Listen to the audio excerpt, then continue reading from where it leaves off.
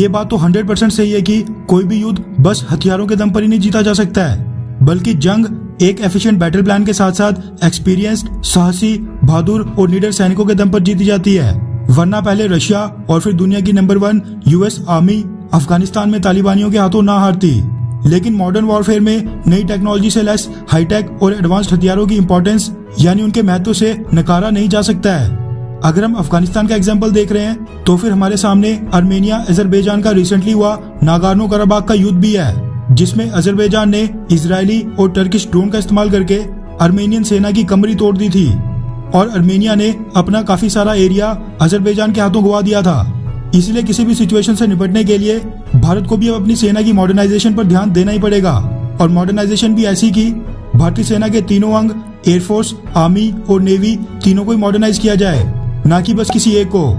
आपको ये जानकर खुशी होगी कि भारतीय सरकार ने अब इस दिशा में बेहद बड़ा कदम उठाया है और रिकॉर्ड 54,000 करोड़ रुपीस के हथियारों के ऑर्डर मात्र कुछ ही दिनों के अंदर दे दिए हैं। टैक्स कलेक्शन से लेकर बढ़े हुए पेट्रोल प्राइसेस को लेकर भारतीय सरकार पिछले कुछ समय से काफी ज्यादा घिरी हुई थी, लेकिन अब खुशी की बात यह है कि ये जनता की जेब का सारा पैसा भारतीय सेना के लिए नए और एडवांस्ड हथियार खरीदने के लिए खर्च किया जा रहा है। रेफरेंस के लिए आपकी स्क्रीन पर हिंदुस्तान टाइम्स के आर्टिकल का स्क्रीनशॉट है, जिसके मुताबिक भारतीय सरकार ने पिछले एक महीने से भी कम समय के अंदर 54,000 करोड़ रुपीस के डिफेंस परचेजेस क्लियर कर दिए हैं।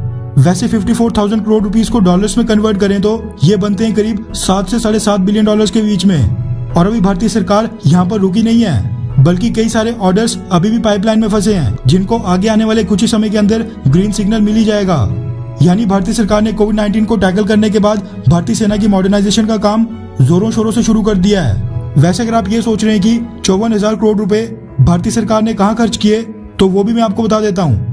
सबसे पहले तो भारतीय सरकार ने इंडियन एयरफोर्स के लिए 22,000 करोड़ रुपए की लागत से 56 यानी कि 56 C-295 मीडियम ट्रांसपोर्ट एयरक्राफ्ट खरीदे थे, जिनमें से मैक्सिमम एयरक्राफ्ट्स को एयरबस और टाटा का joint venture make in India के तहत भारत में मैन्युफैक्चर करने वाला है। उसके बाद भारतीय सरकार ने इंडियन आर्मी के लिए 7,523 करोड़ रुपए की लागत से 188 अर्जुन MK-1A टैंक्स खरीदे थे। इसके साथ कैबिनेट कमेटी ऑन सिक्योरिटी ने पिछले ही महीने DRDO के एक प्रपोजल को हरी झंडी दी थी, जिसके तहत एयर इंडिया के एयरबस जेट्स को इंडियन नेवी के लिए airborne early warning and control aircraft में कन्वर्ट किया जाना था। वो वाला प्रोजेक्ट भी करीब 11,000 करोड़ रुपए की लागत का है। इसके बाद पिछले ही हफ्ते 13,165 करोड़ रुपए की लागत से rocket ammunition, terminally guided munitions और 25 एडवांस्ड लाइट हेलीकॉप्टर्स मार्क 3 खरीदे गए थे।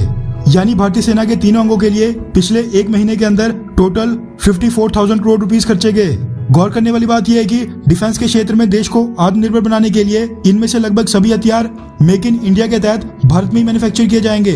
यानी ये सारे का सारा पैसा भारत के अंदर ही हमारी डोमेस्टिक डिफेंस इंडस्ट्री के पास ही जाने वाला है, जिससे भारत के आत्मनिर्भर अभियान को और भी ज्यादा मजबूती और बढ़ावा मिलेगा।